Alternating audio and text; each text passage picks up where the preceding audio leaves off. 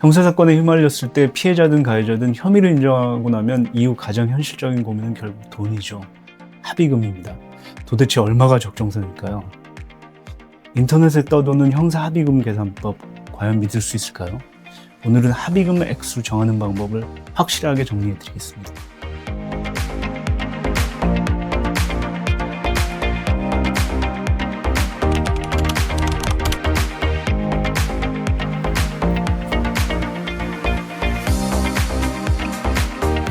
안녕하십니까. 법률사무소 고호의 대표 변호사 박종민입니다. 저는 20년간 검사로 재직하며 수많은 형사사건을 다뤘습니다.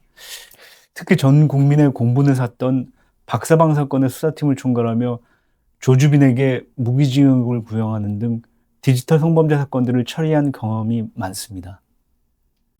현재는 부장검사 출신의 형사 전문 변호사로서 수사기관의 시선과 변호인의 시선을 모두 종합하여 의뢰인에게 가장 냉철하고 실질적인 조언을 드리고 있습니다.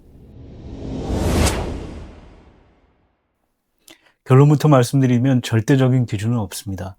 법전에 전치 일주당 얼마, 사기 금액의 몇 %, 이렇게 적혀 있지는 않겠죠. 합의는 기본적으로 사인 간의 계약이기 때문입니다. 피해자는 당연히 더 받고 싶고 가해자는 덜 주고 싶은 게 당연한 이치입니다. 이 간극을 어떻게 좁히느냐가 핵심입니다. 네, 재산범죄는 그나마 사실상의 기준이 있습니다. 바로 실제 피해당한 금액이죠. 예를 들어 3천만 원 상해를 당했다면 합의금의 출발점은 3천만 원이 됩니다. 하지만 이게 끝이 아니죠. 민사상 이자나 우리가 흔히 위자료라고 얘기하는 정신적 피해배상까지 고려하면 금액은 더 올라갑니다. 반대로 가해자가 정말 돈이 없다면 원금보다 낮은 금액에서 현실적인 합의를 봐야 할 수도 있죠. 아주 중요한 포인트입니다. 형사합의금은 냉정하게 말해 가해자의 경제적 능력과 형사처벌에 대한 두려움, 이 두 가지가 결정합니다. 가해자가 돈은 있는데 감옥 가는 걸 죽기보다 싫어한다?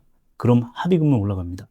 반대로 돈이 없으니 그냥 몸으로 때우겠다고 나오면 피해자가 아무리 높은 금액을 벌어도 합의는 어렵습니다.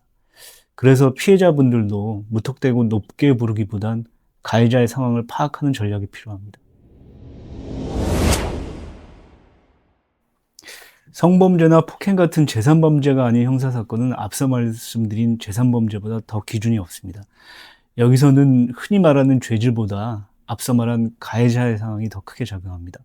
극단적인 예를 들어보죠. 죄질이 매우 나쁜 강간범이지만 빈털터리에 그냥 교도소 가겠다는 사람과 비교적 죄질이 가벼운 강제추행범이지만 전문직이라 절대 성범죄 전과가 남아서는 안 된다는 사람이 있다고 칩시다.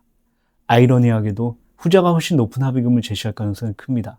가능성이 큰 정도가 아니라 거의 제 경험상에 비춰보면 100%입니다. 이게 현실입니다.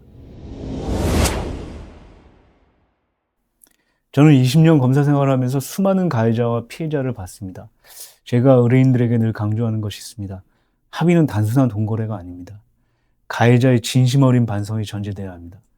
가해자가 반성도 없이 돈으로만 해결하려 한다면 저는 피해자분께 합의해 주지 말라고 말리기도 합니다. 돈 몇 푼에 씻을 수 없는 상처를 덮을 수는 없으니까요. 피해자와 가해자가 직접 만나면 감정이 격해져서 오히려 일이 틀어지는 경우가 많습니다. 오죽하면 형사사건까지 왔겠어요. 특히 성범죄의 경우 합의 시도가 자칫 2차 가해로 오해받을 수도 있습니다. 이럴 때 변호사는 감정을 배제하고 냉철하게 사건을 분석합니다. 수많은 성공과 실패 사례 데이터를 바탕으로 의뢰인의 상황에서 가장 최선의 결과가 무엇인지 전략을 짜고 대신 협상 테이블에 앉습니다. 그것이 전문가가 필요한 이유입니다. 몸캠 피싱 당한 피해자였습니다. 그 피해자가 가해자로부터 협박을 당해서 200만 원을 송금했습니다. 피해자는 공갈 피해 금액만 생각하고 200만 원을 기준으로 합의금 액수를 고민하고 계셨습니다. 하지만 제가 몸캠 피싱은 디지털 성범죄에 해당할 수 있고 영상물이 언제든 유포될 수 있다는 정신적 피해까지 고려해서 합의금을 정하셔야 된다고 조언해 드렸습니다. 전문가의 도움으로 피해자로서는 미처 생각하지 못한 부분이 합의 전략으로 제시된 것입니다. 형사사건의 합의는 당사자의 인생에 걸린 매우 중요한 절차입니다. 혼자서 막막해 하지 마시고 사건 초기부터 경험 많은 전문가의 도움을 받으시길 권해드립니다. 검사 20년의 경험으로 여러분의 억울함을 풀고 최선의 결과를 만들어드리기 위해 노력하겠습니다.